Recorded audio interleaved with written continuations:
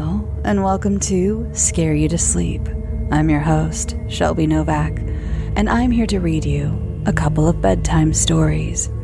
Before we begin, I wanted to remind you that I will be doing a Q&A episode soon, so please use the form in the show notes to send me anonymous questions, or you can call or text the phone number listed as well in the show notes, and feel free to leave me a voicemail. You can ask me anything your heart desires. So that, again, there's an anonymous form in the show notes. You can also call or text, and for my international listeners, if you'd also like to leave a voicemail but can't call the number, feel free to email me an MP3. Please keep it under 3 minutes. Thank you. Now, on with our episode. First up this evening is a story by C. O'Brien. This is Escape.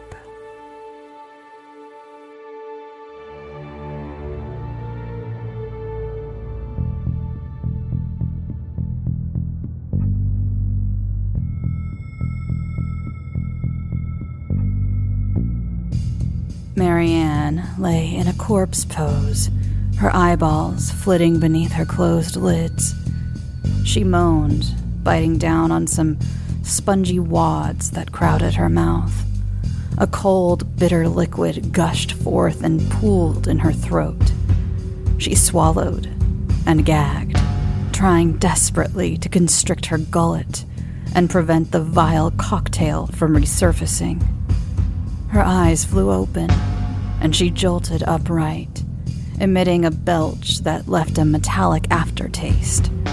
She spat out 4 sopping, wet globs into the palm of her hand. Total darkness enveloped her. After throwing aside the saturated masses, she wiped her hands on her jeans and lightly grazed her corneas. Yep, my eyes are open, she thought to herself. The last thing she remembered was lying down for a nap in her tent. Reaching into the blackness, Marianne sought out the pole that held up the canvas. When all she found was emptiness in front of her, she spread her arms as if she were trying to tunnel through the murkiness until her palms hit the rigid barriers on either side. She slid her hands downward, noting that the hard, smooth ground beneath her was flush with the walls. I'm in a box? It was close quarters. The space was long enough for her to lie down, but not wide enough for her to thrash around. She sniffed, detecting the earthy and spicy scent of cedar. Her lower jaw dropped. A coffin? Buried alive? No, wait, I'm sitting up. She raised her arms above her head, then scrunched her knees to her chest and swiveled to the right, with her toes touching the wall and soles of her shoes planted firmly on the solid surface beneath. She felt it was safe to stand. Wrestling to her feet, she again extended her hand upward after making the sign of the cross. She let her arm dangle by her side. Please don't let me crush into a roof or anything. Marianne squatted, throwing her arms into the air as she jumped. But her landing wasn't as graceful as her liftoff. Her knees bent and her backside struck the wall behind her, forcing her nose to smash into the barrier in front of her. She remained wedged in that position for a few seconds as she arduously straightened. She could feel the skin scraping off the prominence of her nose. In a hole or stuck in a crevice? There was something under the heel of her shoe. She got down on her hands and knees and probed the area until she found 2 of the soggy cotton pads she had discarded earlier. She rocked backward, sitting on her heels. 4 of these aren't enough to be a gag. Then she recalled the foul taste when she bit down on them. These are damp with more than just my saliva. When Marianne was younger, she had to have a couple of teeth extracted. After the procedure, the dentist packed her open wounds with gauze. The situation she was in at the moment had some similarities. Tears brimmed, trickling down her cheeks. As a homeless woman, it was not unprecedented for her to be a target of society's cruelty. A lovely young woman had been visiting and chatting with a few of the homeless individuals as of late. That morning, she brought Marianne a sack lunch and a thermos filled with hot tea. Now, Marianne cursed herself for letting her guard down and being so naive. She tried seeking out her teeth with her tongue, but found nothing. A feeling of trepidation flooded through her. Grimacing, she ran her thumbnail across the smooth enamel of her canines and molars. Her shoulders dropped with relief at the sound of the rhythmic clicking. And then she futilely tried to lick her lips. Something's seriously wrong with my tongue. She poked a quivering index finger between her parted teeth, her unseeing eyes widening in the pitch as the digit's second knuckle grazed her upper incisors. Once she encountered the tender organ, an excruciating shock of pain surged through her skull. She withdrew her finger, nearly amputating the tip as her jaws chomped shut. When the pain subsided, she hesitantly inserted her finger into her mouth a second time, gently palpating what remained of the severed muscle. Pinching her eyes shut, she attempted to scream, but only a muted squawk erupted from her vocal cords, the bizarre sound startling her. She clutched her neck, merely managing to squeeze out another eerie shriek.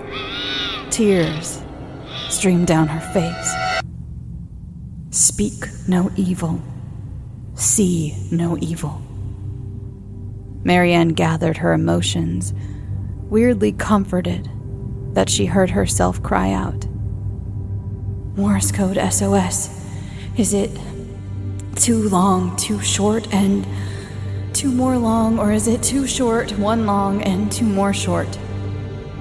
She curled her fingers and began knocking. Screw it. Marianne beat on the walls with both fists, and when her hands started to ache, she began swiping her open palms across the unfinished surface of the lumber. A splinter of wood embedded itself in the pad of flesh below her ring finger, and she winced, surrendering to the quietude. She sniffed and twitched her nose, then dabbed her eyes with the backs of her hands. Be brave.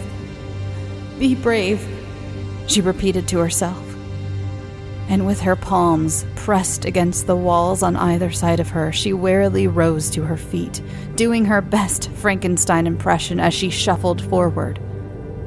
When her fingertips brushed the barrier at the end of the corridor, a feeling of claustrophobia coursed through her body.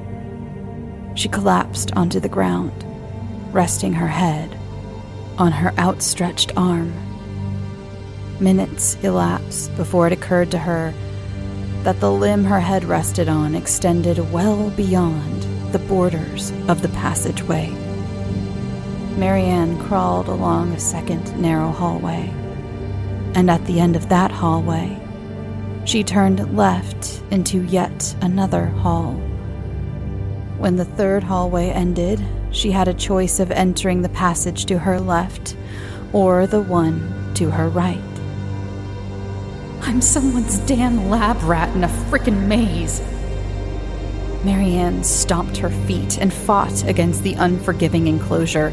She clawed at the wood, breaking and tearing several of her fingernails until she felt the stabbing pain of another splinter penetrate the tip of her pinky. She crumpled like a discarded marionette, wailing and pounding her fists against the floor. Pull it together, girl. You just need to find the exit. Every maze has an exit, right? Right? You already made 3 left turns, and 1 more left turn forms a square, and you might be back where you started. So, Marianne grappled onto her feet and went right. She staggered onward, counting her steps to keep her mind occupied and alert, as well as to calculate the size of her prison. The tiny wooden shard bulging from beneath the skin on the palm of her hand throbbed.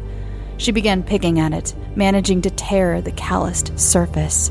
A slippery fluid oozed from the wound, and she instinctively pressed the injury to her lips. Her eyes welled with tears. I can't even lick my wound, and this stings like a bastard.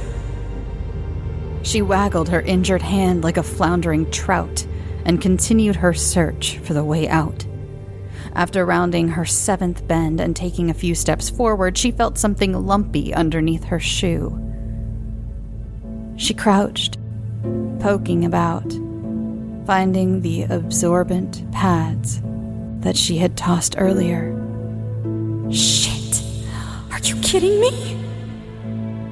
Her disappointment at discovering that she was back where she first started was devastating. She slumped with her back against the wall and slid to the floor, hugging her knees to her chest. The tips of her boots jammed against the partition in front of her. Her head tilted back and thudded against the wall. A deep, husky growl escaped through her clenched teeth. She crouched there for a long time. Then her chest heaved as she took a breath. Okay. New plan. She stood up and removed her boot, hammering a crescent moon into the soft wood with the heel. The indentation would notify her that she'd already been down that hall and that she should take a different path. Marianne would carry out this method at the beginning and end of each corridor. She rounded the corner leading to her 9th hallway and stiffened when she heard the rapping. After several seconds of silence, she resumed her trek. Then she heard it again. She froze, hesitated, then knocked 5 knocks to the tune of Shaven a Haircut. She stood stock still, then she heard. She called out, her holler sounding more like a wild goose than a human. She took a few steps forward, gradually picking up the pace. When she found an offshoot from the path she was on, she knocked again. She stood motionless. The thumps were very faint. No, she silently pleaded. Don't move. How can I tell you to stay there and let me come to you? Marianne hurried in the direction of the knocking, but it would be the last response she would receive to her attempts at communication. Son of a bitch. That thermos of tea. Tears flowed again as Marianne relieved herself in a corner of the maze, removing her flannel shirt and sopping up the mess with the cotton tank she wore underneath. She hoped the aromatic cedar would overpower any unpleasant odors. She left the soiled garment balled in the corner, then put her flannel back on before continuing her mission. Trudging ahead a few more paces, she nearly stumbled over an obstacle in her path. She stooped, her fingers lightly thrumming the floor. Her hand patted something soft and smooth, and she retracted her arm in fright. An animal? Her body shivered as she reached out and stroked the form. It was a human limb, a warm human bicep. She found the connecting shoulder and shook the body. The being jerked away from Marianne's touch, and a creepy howl echoed through the passageway. Suddenly, the maze illuminated. Marianne staggered backward, her eyes clenched tight, and she bowed her head against the glow. but not before glimpsing a distorted figure in brown plaid scuttling down the passage like a panicked crab.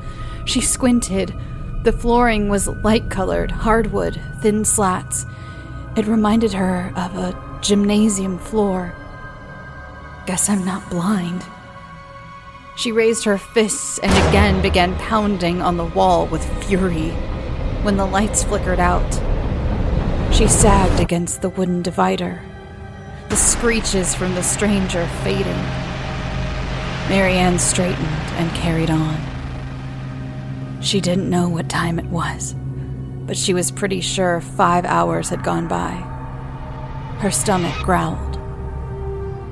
Soon, light flooded the passages a second time, and again, Marianne lowered her head away from its intensity. She heard mumbling, rustling, and the clanking vibrations of a garage door. Then, a man's voice echoed through a megaphone. Welcome to my ant farm. The fluorescent lights buzzed overhead. An audience of raucous people applauded and shouted words of excitement. Then, the male voice again. As you travel through this monstrous maze, you may hear the sounds of my pets, dying to follow you out. Marianne fussed and bellowed as loud as her body would allow, but all her clamors could not be heard above the boisterous throng. She darted through narrow passageways, bouncing off the walls like a ball bearing in a pinball machine. She halted. A figure in tattered overalls was hurrying toward her. It was a woman. She wondered how many people were trapped here. The woman threw her arms around her and began to sob. But Marianne only glared at the crescent moon notch in the cedar to her left. Then she heard swishing, like something being scraped along the other side of the partition, and giggling, muffled talking. She put her ear against the divider and could hear a conversation on the other side. I think we're trapped in the walls of this maze, she thought angrily. Marianne started slapping the palms of her hands on the wall while forcing out menacing, pitiful cries. The soft chatter on the other side momentarily paused, then was replaced by screeching laughter and the rumbling of fleeting hooves.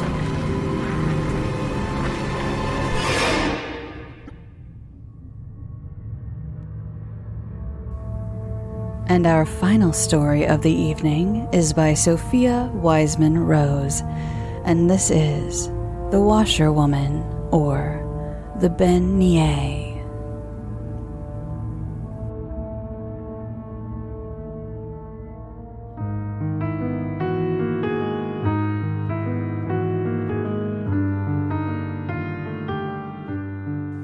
Up until recently, Jocelyn Cameron had been financially struggling as a model and actress who supplemented her income with occasional escort work.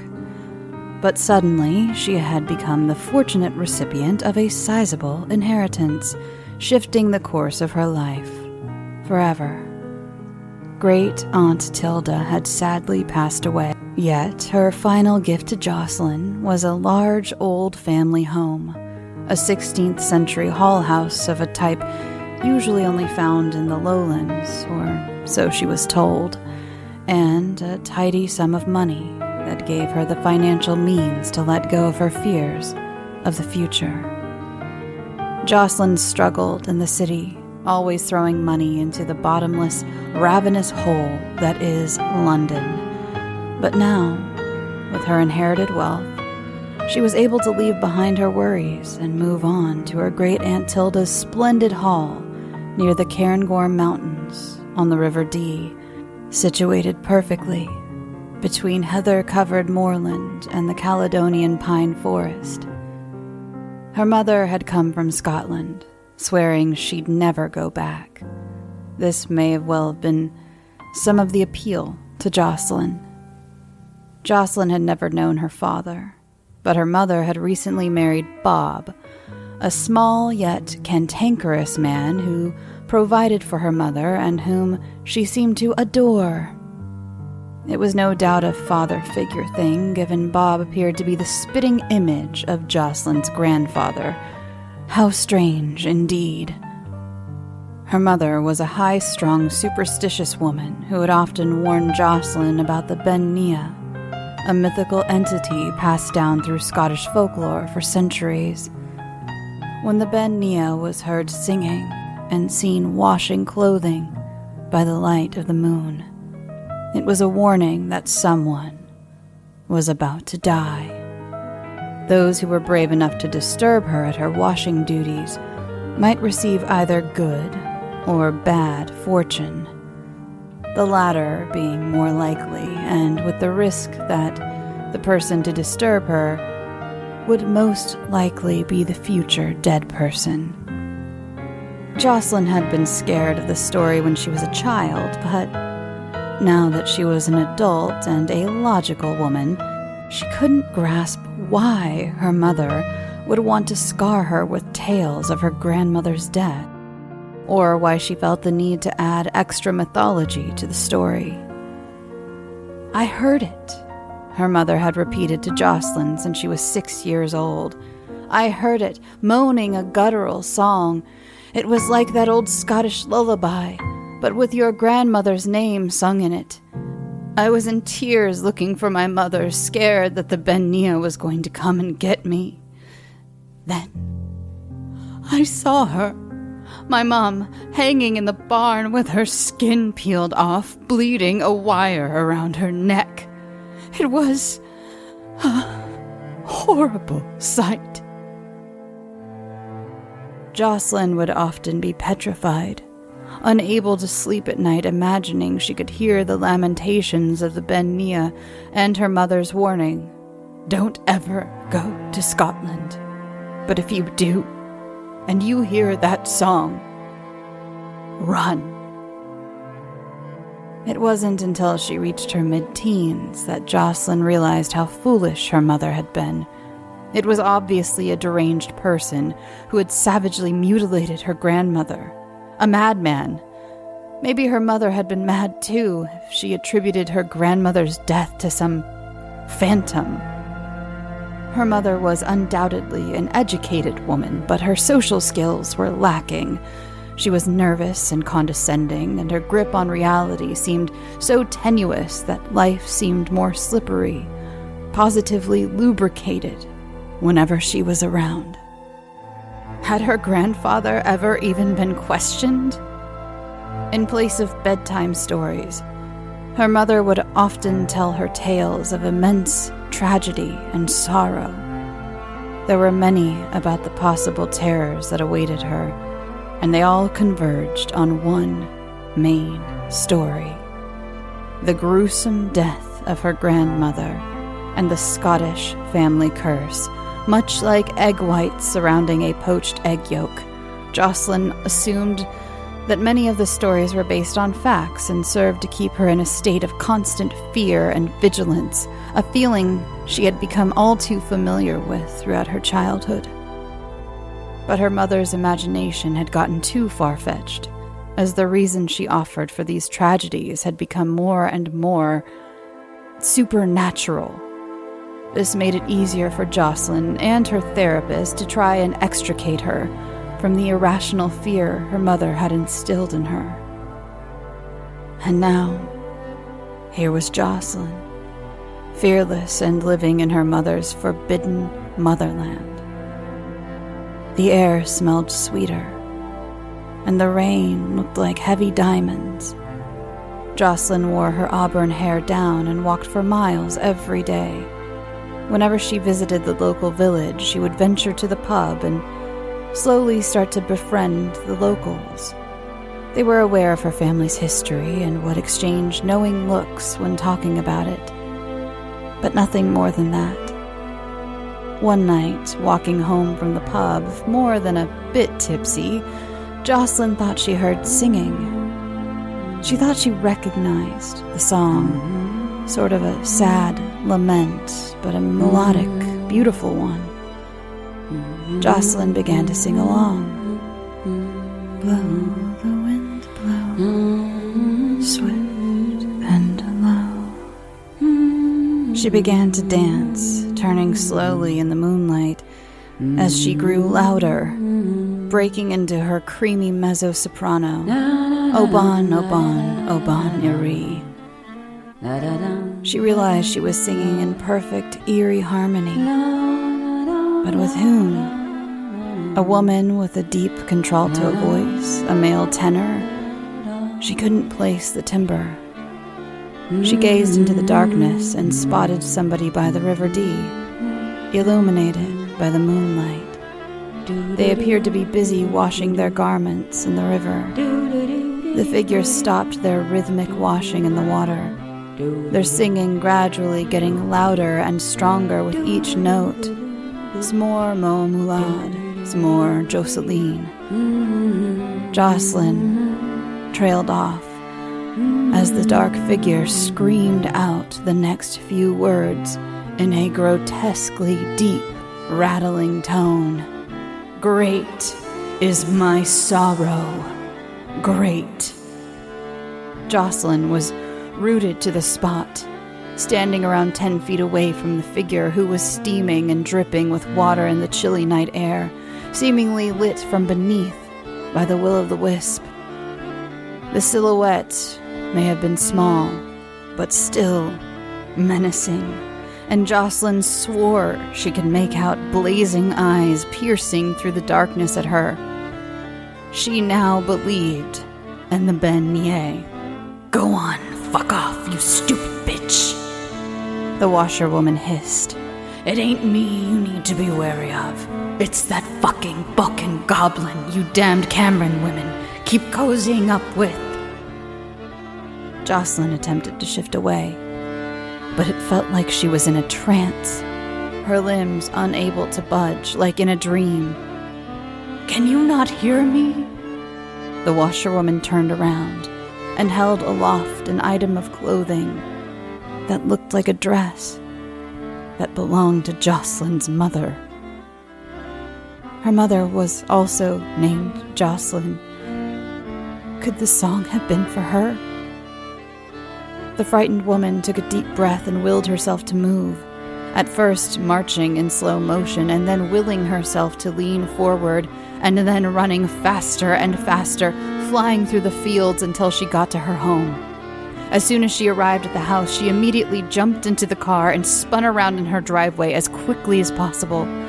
She noticed the tank was just over a quarter full. Bloody hell, that wouldn't get her very far. Driving recklessly, she sped to the main road whilst trying to put her mother's address into the map app on her phone. She screamed and her mother's address was answered. I'm sorry, I don't have a location for Num. She screamed and raged and pounded the phone against the dash, finally pulling over to the side of the road and typing in her mother's address. And bursting into tears when it auto-corrected incorrectly, but she got it. 8 hours until arrival. She would drive through the night, but she had to let her mom know, let her know that she had been right all along. She shrieked on her phone, "Call my mom!" On her third attempt, the phone complied and began to ring loudly through her stereo speakers. It rang and it rang. Come on, Mom, answer the bloody phone for once. Jocelyn's mother would forever regard mobile phones with a suspicion, saying that she didn't want to be at people's beck and call 24/7. Oh, Mom, please. The voicemail picked up, repeating the phone number back to Jocelyn at a glacial pace and giving her the agonizing directions of how to leave a message, as if there was anybody who didn't know by now. Please, Mom, you were right. The Bean-nighe is real. I ran into her tonight. I saw the clothes she was washing. Mom, it was yours. It was your favorite dress. Mom, you've got to get away from Bob. Tears streaming down her cheeks. Oh, that woman, that infuriating woman that she loved so much. Please, when you get this message, just run. Go to the church. I'm on my way, Ma. Jocelyn was cut off. as she heard the siren and saw the flashing lights in her rearview mirror. At the police station, Jocelyn barely listened to the officers. .21, far above the legal alcohol limit, they reprimanded her, yet she didn't appear to take notice. She pleaded with them to telephone her mother, to help her as they snapped her mugshot and rolled her fingers in black ink, and then on paper to obtain her fingerprints. She kept on imploring them to contact her mom. She asked for her mother, and then they swabbed her cheek to collect her DNA. She kept begging them to please send an officer to contact her mother. Jocelyn was frantic, constantly raving about her grandmother being murdered and flayed, the ancient Cameron curse and the Bean-nighe. Her ramblings were relentless enough that, despite her visibly intoxicated condition, the police arranged for her to undergo a mental health evaluation. Jocelyn was confined in her cell, where she screamed and cried and pounded relentlessly on the door, only to be disregarded. It was close to 3 a.m. when the psychiatrist finally arrived and found Jocelyn, trembling with tear-filled, puffy eyes and vomit-stained shirt, begging them to contact the police in Hendon, London, to inquire about her mother. The psychiatrist, in hopes to comfort her, requested this to be done. Jocelyn's mother had been dead since earlier on in the evening before, so Jocelyn could not have reached her in time to save her. The notification of her frantic voicemail was displayed on the old, rarely used mobile phone with the Elvis phone case.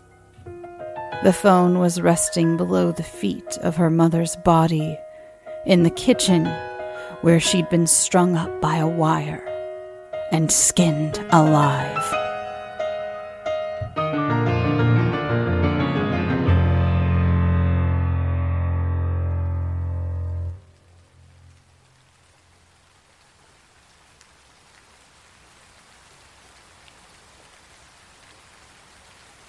Thanks for listening. Thank you to my authors, C. O'Brien and Sophia Wiseman-Rose.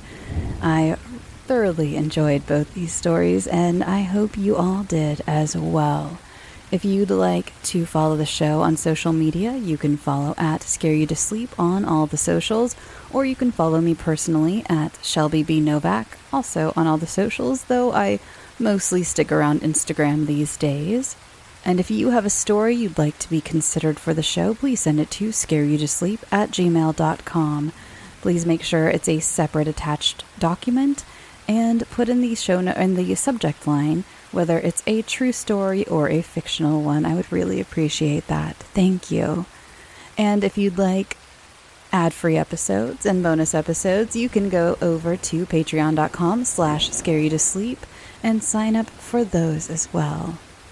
And this is the part of the episode where I tell you a little bit about my week and what I baked this week to kind of soothe us, bring us down from the scares, and maybe talk to you until you fall asleep or until you're done doing dishes or whatever it is you're doing at the moment. If you're on your commute, if you're folding laundry, if you're, I don't know, giving your dog a bath, maybe.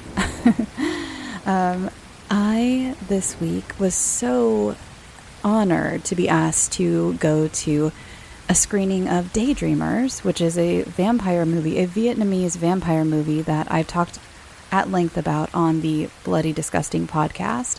I got to interview the director, Timothy Lin Bui, and he actually came over from Vietnam to do this screening, and I was invited, and it was so great. I got to meet him. He gave me this gorgeous silk scarf that was designed by, he said, a popular pop artist in Vietnam that has a lot of the characters on it, kind of stylized, and it's gorgeous. The movie is fantastic. If you like vampire movies, this is officially one of my favorite vampire movies ever. It's called, again, Daydreamers. It's in theaters right now, and I just adore it. I was so happy they asked me to come see it, because when I interviewed him, I only got to watch it as a screener, which is still that's great in itself. I love getting screeners. It's great to be ahead of the curve.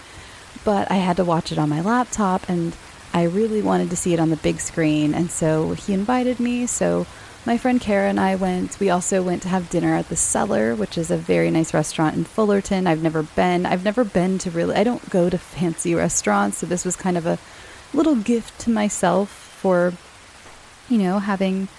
going to this fun, a screening and just being proud of myself. So we had a great dinner, and then we went to see this amazing vampire movie, and I got to meet the director, and it was just fantastic. I posted a lot about it on my Instagram, on my personal Instagram, if you want to see the restaurant and see me. I took a picture with the director and everything. It was such a lovely, lovely evening, just perfect evening.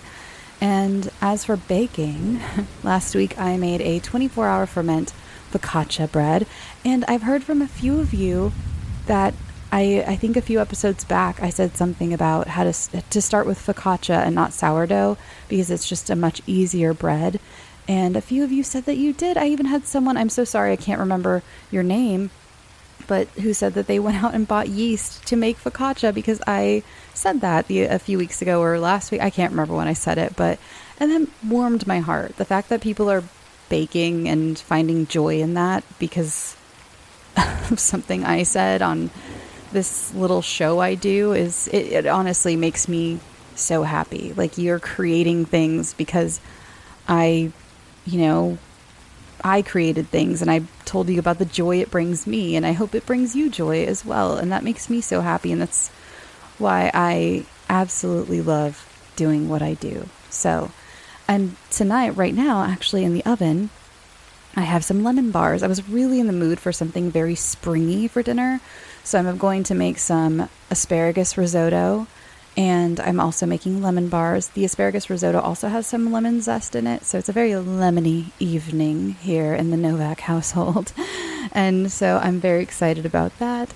And yeah, that's been it. I started a ramble for Patreon the other day, but I was like, it was ultra boring. I was boring myself, and so I deleted it. So I'm going to try to do something for Patreon, an extra episode in these coming weeks. Or not coming weeks, in the next week, sorry. I didn't mean coming weeks, next week, because full intention was going to release a ramble last week, and then I was like, this is so dumb. I'm my worst critic, I know, but I promise you didn't want to hear it. It was nonsense, so I think that's it. I think that's all I have for you this week, and I hope you enjoyed these stories this week as I did. And I'm going to let you go. I hope you have been drinking your water. Please drink your water. Go give yourself a good stretch. I need to stretch. I was carrying my groceries, and I don't think that I pulled something in my back by carrying the groceries, but I definitely got a back cramp, and I have to walk pretty far to carry my groceries, like a few blocks. So I got this back cramp not too far into my walk, and it was awful. So I need to take my own advice, and I need to be stretching. So I'm going to go do that while my lemon bars are finished baking. I'm going to make my risotto, and it's actually really cold and rainy today here in Los Angeles. And so I'm going to enjoy this evening, and I hope you do as well. And again, or not again, because I haven't said it yet, but apologies for this episode being a day late. As I said, I got invited to a really cool event, and I'm sorry, but I could not pass it up.